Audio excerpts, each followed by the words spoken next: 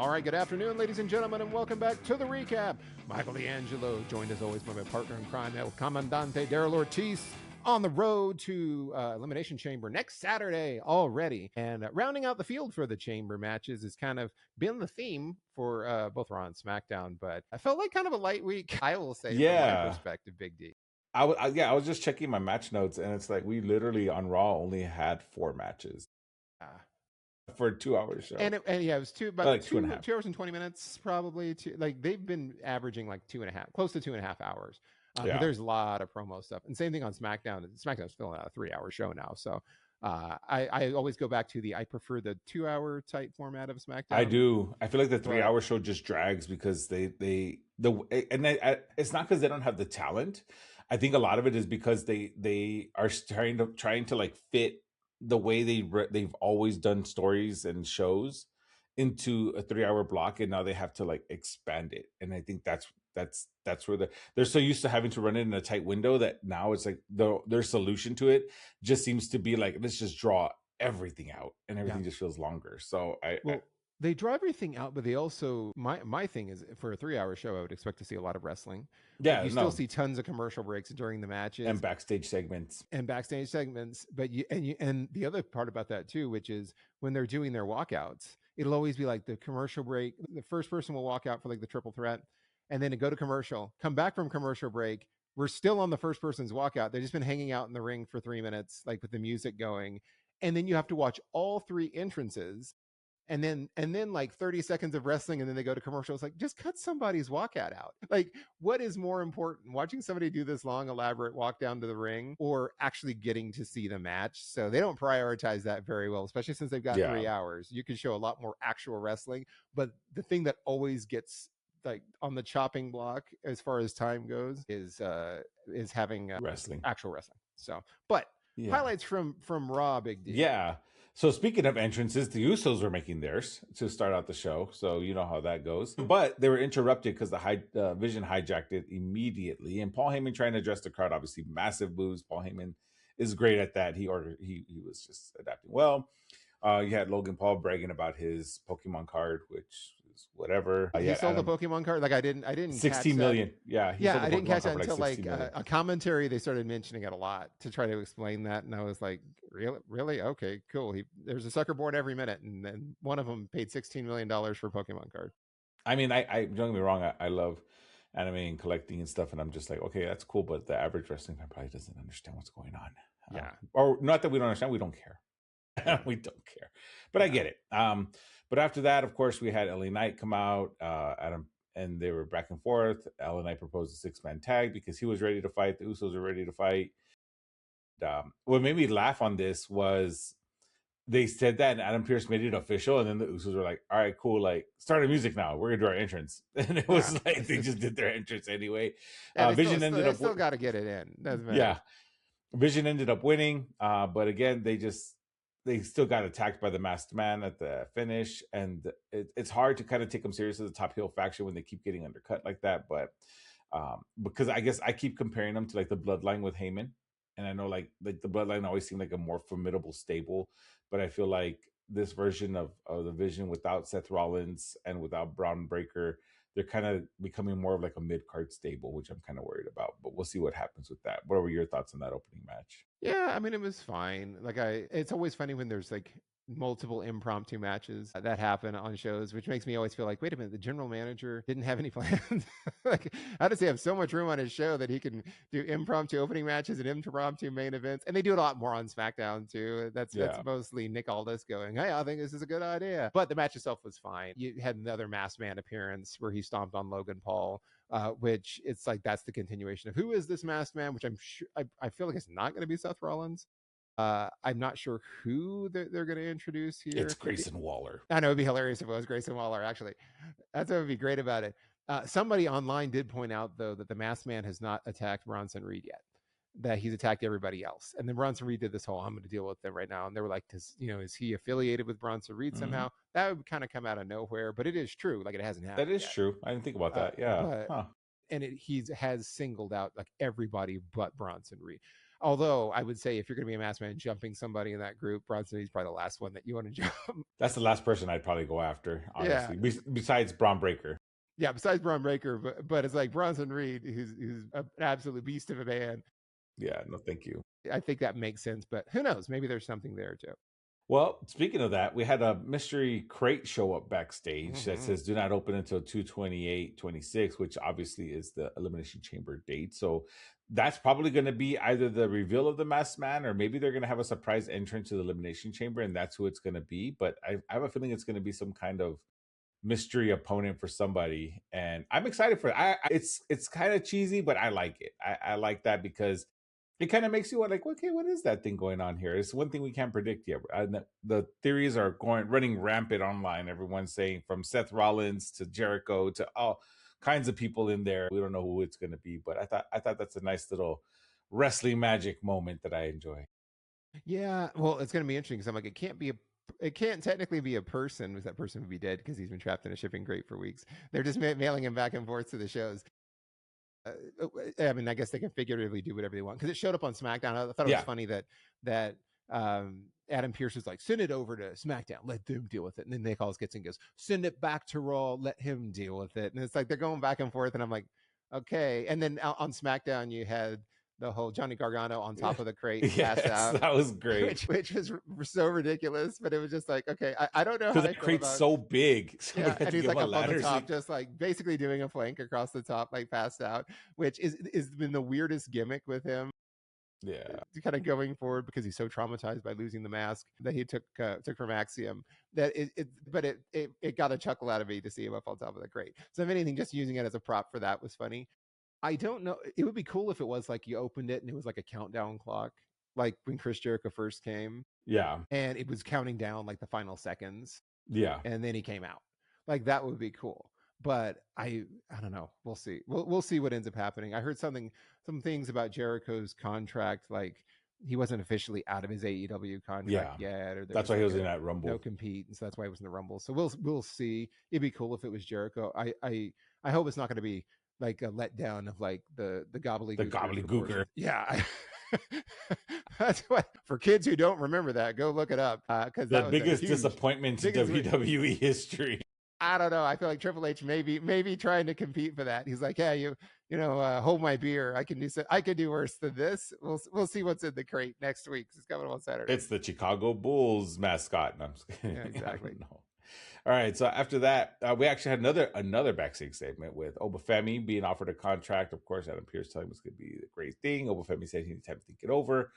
But the reason I bring this up is because you had a great opportunity in a stare down between Obafemi and Rusev, which I would love that match. That's a hint as to what a potential feud can be. And I really like that idea. I mean, yes, please, let's see Rusev and Obafemi kind of go at it. That would be nice to see. I will say this though, when you see them next to each other, Obafemi like is much bigger than Rusev's a big boy, and Rusev looked like a little kid next to him. But Oba's huge. Like, yeah, I agree. You don't realize like how massive Obafemi is until you see him like next to some of these guys that were like the big powerhouse guys. I'm like, Rusev is usually like the big boy in the room, and he looked like a little kid. Yeah, it'd be fun to see. Obviously, Rusev is a big, strong guy. He could hold his own, but it was an odd optic to see him that way. Yep. After that, we had the Women's Elimination Chamber qualifier between Asuka, Bayley, and Natalya. Asuka won because Natalya was knocked out on the floor. Yeah. Asuka hit the Asuka lock on Bayley, made her tap out. I don't think I like that for Bayley because I feel like they were kind of pushing her up, and then now they just kind of flatlined her. I'm not a fan of that. Asuka got a clean win here. Like, it was no shenanigans. Like, she won. Yeah. And then after that, post-match, Maxine Dupree ran down the ramp and attacked Natalya. Again, I liked Asuka winning because Asuka, of course, she's a phenomenal wrestler. I was kind of worried the way they were booking her lately, but I love that she won. She'll be in the chamber, as she should be. I feel she's one of the top wrestlers in the women's division. I also saw that the Natty, I guess is her name, Natty, I should correct myself, Natty, the Maxine Natty rivalry. I'm expecting that's going to end up in some sort of street fight blow-off match. We'll see what that is. But for Bayley, I'm curious as what's going to happen with her. I mean, she's a main event caliber performer, and she doesn't have a really clear storyline heading into Mania, so I don't know what's going to happen. Honestly, I feel like she's going to get cut at this point. Yeah. Yeah, because they feel like they've stopped starting with her a lot. They haven't consistently booked her to win. They've been kind of doing the Lyra Valkyria, we're a team. She's having the split personality thing, but they kind of, it felt like abandoned that a little bit in this match. They dropped that. So I don't know. Like I just feel like it's been going that direction for. And Bayley's really talented and really really good. I just feel like now, especially since they've done a lot of the NXT call ups, that and they're going to continue to do more NXT call ups. I feel like she's kind of finding herself lost in the shuffle, and it's going to be like, hey, let's move on from Bayley and push some of these other stars. They've got Sol Ruka and obviously Lash Legend, Jordan Grace coming over from TNA. Yeah. Like you've had a lot of folks that are coming in now. Well, that she's on. Bayley's now kind of on the outside looking in, unfortunately. Yeah, I mean, I wouldn't hate to see her maybe give her try in AAA, kind of like what they did with Dragon Lee and Dom and everybody. I wouldn't mind that. Hell, even TNA, I think she can do really well in TNA. I mean, but I would love to see them do something with her in WWE. I don't want her to leave, obviously. No, I love Bayley. Bayley's I love awesome. Bayley. Her charisma, her in-ring work, she's just awesome. So I don't know. We'll see. After that, we did have an Intercontinental #1 contenders match between Penta and El Grande Americano. Penta did win, become the #1 contender, which I'm excited for because I know there's been little feuds building between him and Dom, and there's, if you haven't seen the interviews on TikTok, like they take little jabs at each other, and it's so cool, so awesome. Of course, Los Americanos were trying to kind of come in and do their thing, and it just didn't work out. Penta gets over. Penta's just over in general, and honestly, I wouldn't be mad seeing Penta take the Intercontinental title from Dom. But I mean, I don't know. We'll see. It's gonna be a very entertaining match. Yeah, but I don't know. We'll see. I mean, I think he will. I think he will beat Dom because Dom hasn't really defended the IC title much. He had the shoulder injury and things like that too. He was in the main event, obviously, as well, and we'll get to that right now. But it does feel like, they're going to find time for him. Either he'll lose to Penta, or I feel like something will happen where it'll end up being Finn Balor once he unsuccessfully faces CM Punk for the world title. Maybe Finn Balor goes after the Intercontinental title, and they use that as a following up for him. Either way, Dom's losing that title. Yeah, I mean, I think so. I mean, he's doing great work in AAA. Dom's doing great in general, but I just think that I think they might have stretched him a little too thin right now. But yeah, I mean, it's all good though. I love Dom, love Penta. I think I'm excited for this match. After that, we had a segment with AJ Lee. Becky Lynch, of course, got invited out to the ring. She was alongside CM Punk. Sat down for an interview, called out a bunch of women she wants to face. She's talking about Bayley, Lyra, Rhea, Charlotte, Alexa, and kept circling back to Becky, like constantly circling back to Becky. And I actually been a big fan of how they've booked AJ Lee's return to WWE. Like she doesn't need to prove that she belongs there because the crowd, she's over and she can still wrestle. She showed it, but they're kind of like gradually pulling her into it, and this her history with Becky Lynch makes it feel even more organic rather than just like a hey, like Nikki Bella just randomly showing up. Like this makes more sense, and I like that. I love the promos, and it's just going. So I'm liking this very much, and we'll see AJ Lee versus Becky Lynch at Chambers. Yeah, see it coming up. And earlier they had like a Finn Balor CM Punk promo, which is kind of similar. And I saw them both. I was like, oh, they're really kind of walking the same path here. Yeah, that was actually my next point. Exactly. Yeah, they're kind of doing the same thing. Yeah. But I love that this is, I mean, unfortunately, not unfortunate. Yeah, it is. It's unfortunate that this is the most relevant we've had Finn Balor feel in a long time. I feel like they've kind of just shelved him for a while, and I hated it because Finn Balor is so much better than that. But what did you think about the CM Punk Finn Balor? Yeah, I mean, the CM Punk Finn Balor one, and it was funny because I feel like there was so much copy paste between the AJ Lee approach and promo and the CM Punk one that I was like, this feels like it's lazy writing here. You're kind of having to walk the same parallel path. For CM Punk versus Finn Balor, though, it's the continuation of, hey, you don't need the Judgment Day. You used to be able to win without the Judgment Day. All of your winning happened without the Judgment Day. So sowing the seeds of, is Finn Balor going to go back to being a face? I did notice that Finn is still continuing to come out with his old music. Yeah, I like that. Cool. And I always loved his old theme. Yeah. And so he's getting back to that. So it does feel like they are building closer to him kind of ditching the Judgment Day, including JD, who's his boy. And maybe that's what's going to happen here at the culmination of Elimination Chamber. I was going to ask you, what do you think is the real possibility of them taking a chance and saying, let's have CM Punk lose to Finn Balor at Elimination Chamber and lose the title. And I feel like the resolution to that would be they'll end up making, you know, Balor, Punk, and Roman Reigns triple threat at WrestleMania. Like I don't think that CM Punk's going to get out of that picture, but I feel like there could be an opportunity here, kind of almost like when you had Cody Rhodes drop the title to John Cena and then you know, come back and lose it a few months later. I wonder if they're going to go in that direction. I wouldn't mind seeing that. I think it would be cool to see him upset CM Punk in Chicago and become the champion without the Judgment Day shenanigans, and maybe use that as like a face turn. And out of respect, to give CM Punk the opportunity at WrestleMania, or however they want to get there. But what do you think is going to happen? So I would love that. I honestly would, because I feel like Finn Balor deserves it. I feel that, like I said, I felt like they shelled him for a little while and I hated it, but I think he's deserving of it. It would be a huge pop in Chicago, but they have to be very careful on how they do it. If they were to do it, I feel like the only way it would make sense would be if Finn Balor brings back the Demon King, and beats him as the Demon King. And I think that would kind of please the crowd, because then they'll be like, oh crap, he's going to take him, you know? And they could play it to that, you know? But I know WWE's so sold on CM Punk versus Roman Reigns based off of their promos. So I don't know. I'm on the fence, man. It's probably unlikely. And you know what's more likely? It's more likely that he'll almost win and the Judgment Day will run down and stop him from winning. Like if anything, they'll be like, okay, see, I'd rather see that. I wouldn't be mad at that. Dom and JD will come down to help, and they'll actually beat him up and cost him the title. And then that's the way he's out. It's like, hey, you had 1 foot in and 1 foot out. You were telling us you didn't need us anymore. You don't need us. Fine.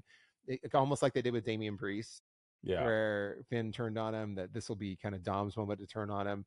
I think that's more likely to happen. And so that way it helps Finn save face. He's not losing clean. It gives him the opportunity to finally do the face turn. And then the adversary is now Dom going forward, and they move him on to the IC title. But I think he should still be in the world title picture. But, I agree. Finn Balor is like that champion. He's so good. And the funny thing is he's so good, but he's in his 40s. He's like my age. So, you know, it'd be nice to see him have like another world title run. But we'll see. We'll find out in a week. Yeah, hopefully we'll see. After that was our main event, which was the men's elimination chamber qualifier between Dominic, Gunther, and Javon Evans. Dragon Lee came out to get his comeuppance on Gunther. I honestly thought Gunther was going to win, but Dragon Lee came back and smacked him with the ring bell. It was hilarious because he took the ring hammer, the bell hammer that Dom took, and he was going to hit Dom with it, and Dragon Lee hits him with the actual ring bell, which it was nicely poetically done. And of course, saying, you know, that's what he gets. So I get it. This is going to be the feud because he retired his best friend and his partner, AJ Styles. So you had that interference there that allowed Javon Evans to pin Dominic Mysterio clean and punch his tickets. So fun fact for everybody, Javon Evans will be the youngest competitor in Elimination Chamber history. Nice. The actual chamber match debuted in 2002, and Evans was born in 2004. So the stipulation is only 2 years older than him. So that makes me feel old. But yeah, I just wanted to say that. And this made this great. I'm sorry, real quick. What made this match great for me was the result, I should say, is that Javon Evans going over Gunther and Dominic was like a big statement that WWE really believes in him. And he had a monster Royal Rumble showing. So the momentum, they're really pushing. They really literally strapped a rocket on him. And although he's not going to win the chamber, he's going to have an amazing performance. He's such a high flyer. I can see him being at the top of the cage doing all kinds of crazy stuff, but he is a future main eventer. And I will go out on saying that.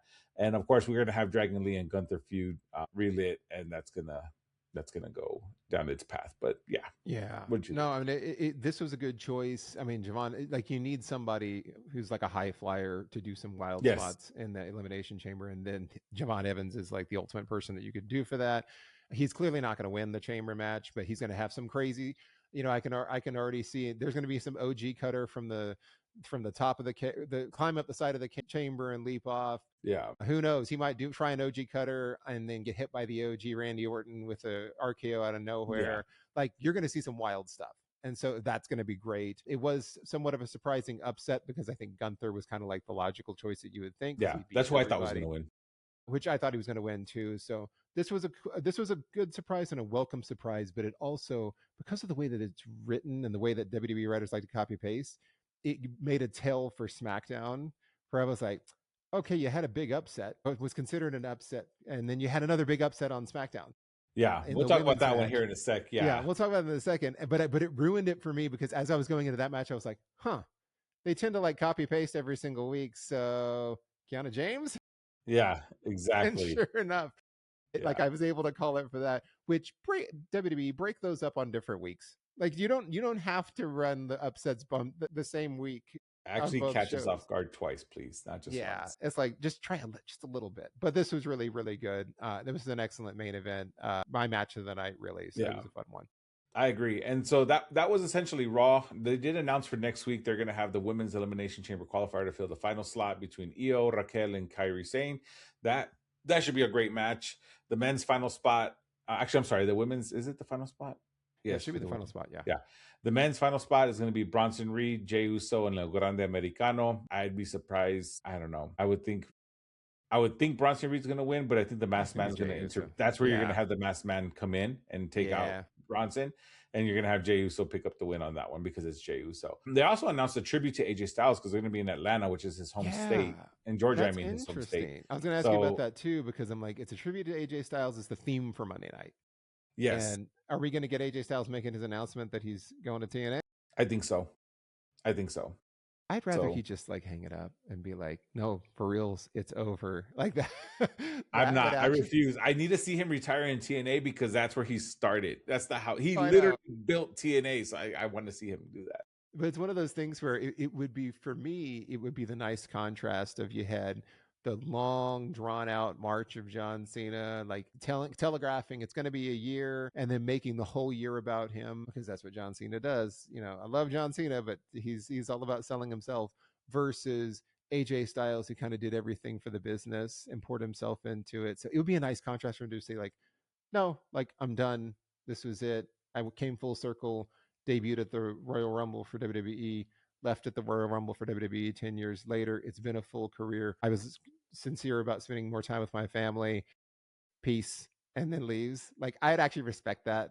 It would suck because I love AJ Styles and he can still compete at a high level, but I'm almost hoping that that's what he does. He really does just kind of ride off into the sunset, and that's it. But we'll find out. We'll find out on Monday. Yeah, we'll see. But again, that was Raw. SmackDown had a lot more wrestling in it, so we'll see. Yeah, it did. I mean, it opened with Cody Rhodes out to kind of talk before he could really say. He did his, what do you want to talk about? And then Jacob Fatu came down and then called out Drew McIntyre. And then Nick Aldis came down and said, I gave Drew the night off. And then Drew interrupted from the upper deck and was like, I rented out this whole luxury box. And I am here. And then called out Jacob. Big security brawl. Cody called Drew names. That was it. Like, it's the continuation of Drew keeps messing with Jacob Fatu and keeps messing with Cody Rhodes is how they opened it. I thought it was interesting that they say, oh, that was very creative of you to buy a ticket. And I'm like, heels have been doing that all the time when they get banned from arenas and they buy a ticket and they sit in the front row usually and interfere. So that's not a new thing that Drew McIntyre did, but they still kicked him out. And I'm like, well, how is it that they're still telling him he can't be here and trying to remove him and security is trying to get rid of him? I'm like, he's a paying customer. I mean, he's he rented out the luxury. You know who started doing that? It was Scott Hall and Kevin Nash in WCW. Yeah, and they would they buy tickets and go sit in the front.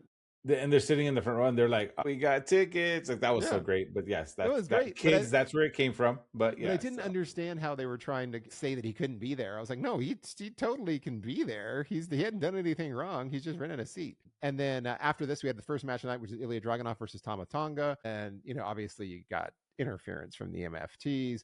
Tama hit the cutthroat, got the win over Ilya Dragunov. And then you had Solo coming out and cut a promo. And then Ilya tried to jump them all very unwisely from behind while this was going on. He had Matt Cardona and Apollo Crews come running down and get beat down also. So it's like the same kind of crew that they do every single week at this point with the MFTs. They were getting beat down. And then you had Uncle Howdy just appear on the Tron and challenge Solo to face him by himself. And that was it. I mean, this is all kind of continuation of the beef between the Wyatt Six and Solo specifically.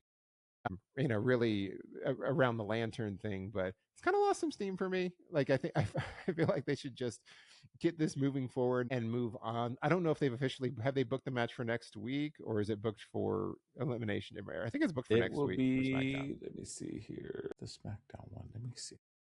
Yeah, I know it's coming up. They've got it like booked for them one-on-one. And hopefully they can put some of this stuff to bed, but this one just feels like it's dragging out a little, and I'm not getting a ton of satisfaction from this Wyatt Six storyline. We'll put it that way. It is next week. Yes, it is. Next He's week. gonna he challenged him to come out. I mean, I get they kind of dragged it out. I think they dragged it out only because I think there was contract stuff going on with the other members of the Wyatt Six, because there was a moment where they were taken down from the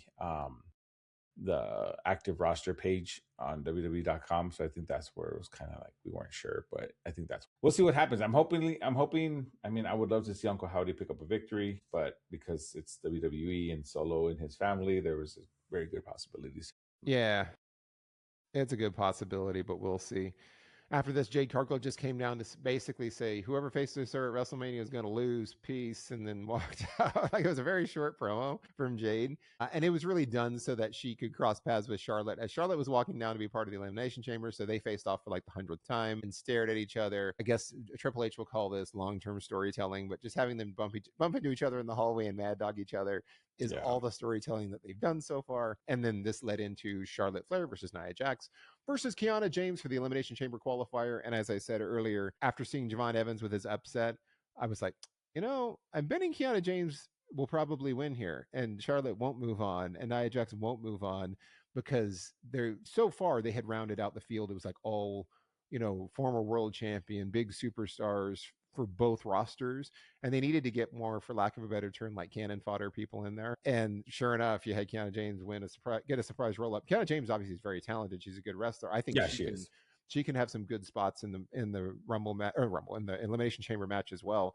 But she's clearly not going to win. But yeah, she wins and she advances, and some of the surprise from it got taken away from the fact that WWE decided to have both upsets happen on consecutive shows.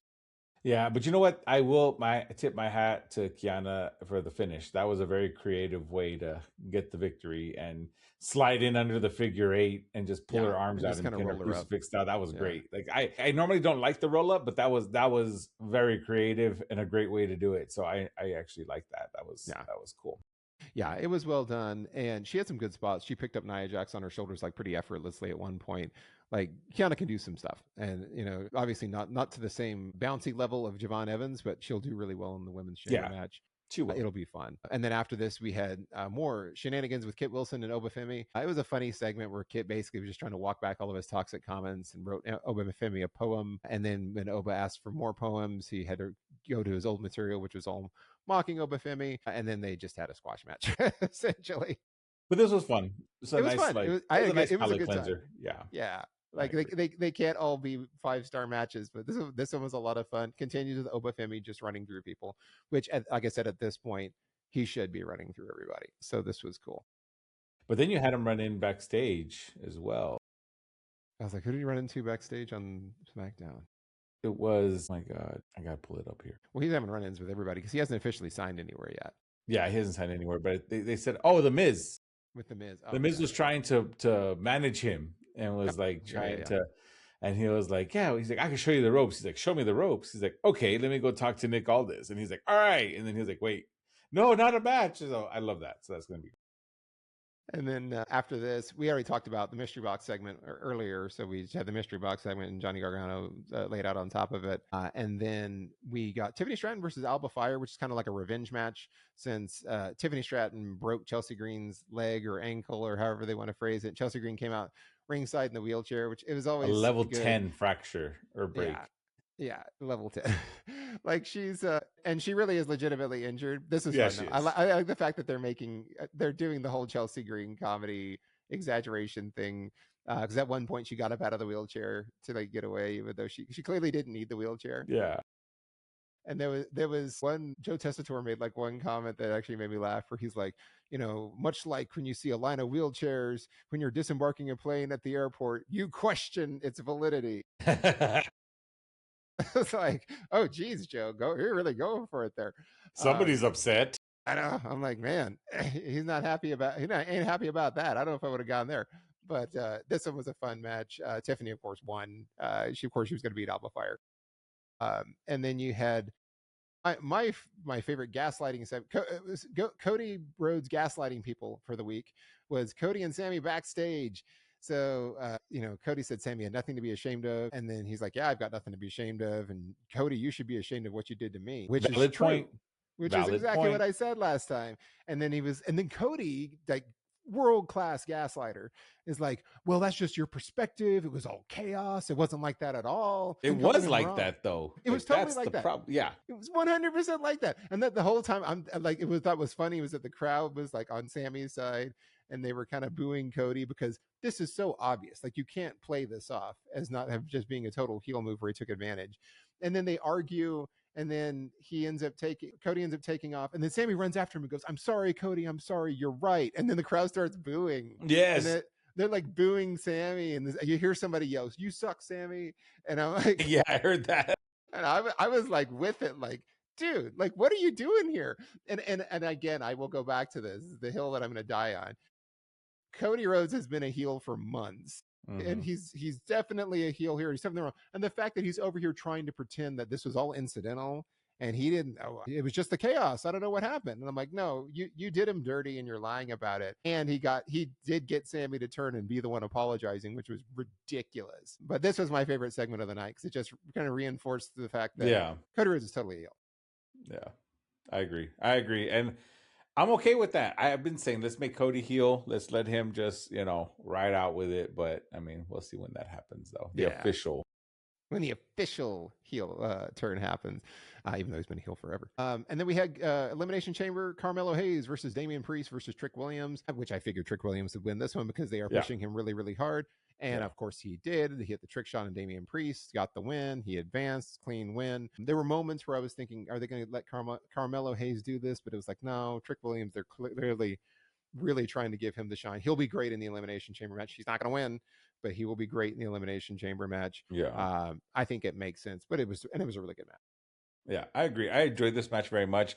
Obviously, Carmelo Hayes in there, Damian Priest also, but I mean, they had their history, Carmelo Hayes and Trick Williams, because they were a tag team in NXT, and so that was nice to see too. But again, I enjoyed it. Trick Williams was my leading candidate going in. He has a huge ceiling above him.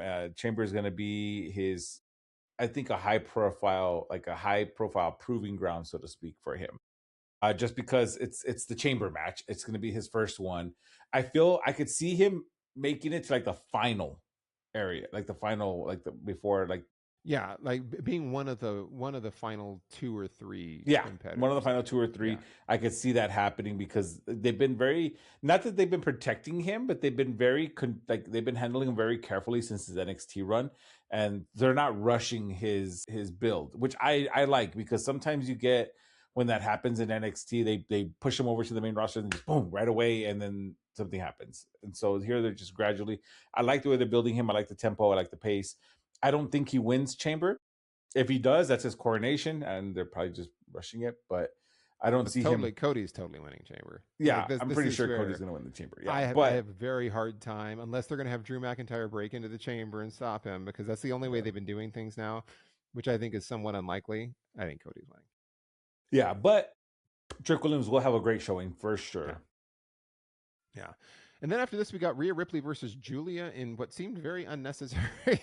Very unnecessary, and it was, just because it ended with Lash Legend and Nia Jax attacking Rhea, and it ending in a DQ, and then Io ran down to help, and Rhea and Io. I know, Rio. Tall. See, it's Rio. Hard to just, It just rolls off the tongue. Rio, and they stand tall. They got the tag title match next week, meaning they're going to lose, and their titles are going to get taken off of them. And this is where I feel like Io is going to win the final qualifier, and then you're going to have Io and Rhea Ripley both in the Chamber match, and then they're going to kind of break up and turn on each other a little bit there. Yeah. But they'll drop the titles beforehand. But this was just the continuation of setting up for they're feuding with Lash and Nia. They've got a championship match. Yeah, that's really all it was. It was just a setup, and it kind of sucks that it was at Julia's expense, because she is the women's U.S. champion. It's like, do something better with her, but hey, let's just have her. Yeah, I don't understand how they put the title on her, and then it always falls into obscurity, and then she doesn't really do anything. Second time they do it to her. Second time they've given her 2. And she's not a terrible wrestler. Like, she's great. She's really, really good. It's just odd that they haven't done much with her. Obviously, Kiana James is kind of her mouthpiece at this point. So she's any promos that she is cutting, she's cutting in Japanese, and it's just they haven't done much with her.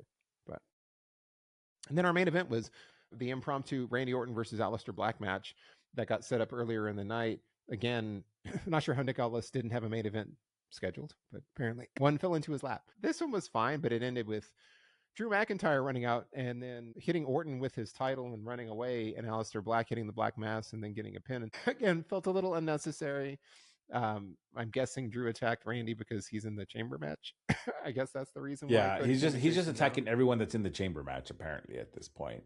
Yeah, so this one felt a little bit of a stretch. It was like, I don't see why Drew's coming down and intervening at this point. It's not like Randy Orton's facing him for the title. He's going to be facing 5 other guys in the chamber match. So this seemed a little strange to do it at this point and to just continue making enemies randomly. I think it's more the psychology of it, of where Drew's saying that regardless of who it is, he can always get one up on anybody that's in the match. Maybe this is just kind of his way of like still making his presence felt rather than known as a champion. So, I mean, maybe. And of course, you had Cody Rhodes running down to pretend to be a face to chase him off and do the right thing for once, because they gotta have him go back and forth. So Cody chased him away, but at that point, Aleister Black took advantage and picked up the win over Orton, and that's how we closed out SmackDown. So a lot going on. We got chamber match next week. I still say Cody's going to win the chamber match. Women's chamber match side, not 100% sure at this point how this is going to go.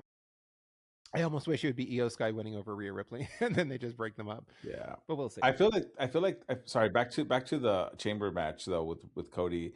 I feel like they're gonna try and build. I'm torn because I feel like the way SmackDown went, I feel like Cody Rhodes is gonna win the chamber, but the title match at Mania is gonna be a triple threat between Drew, Cody, and Jacob Fatu.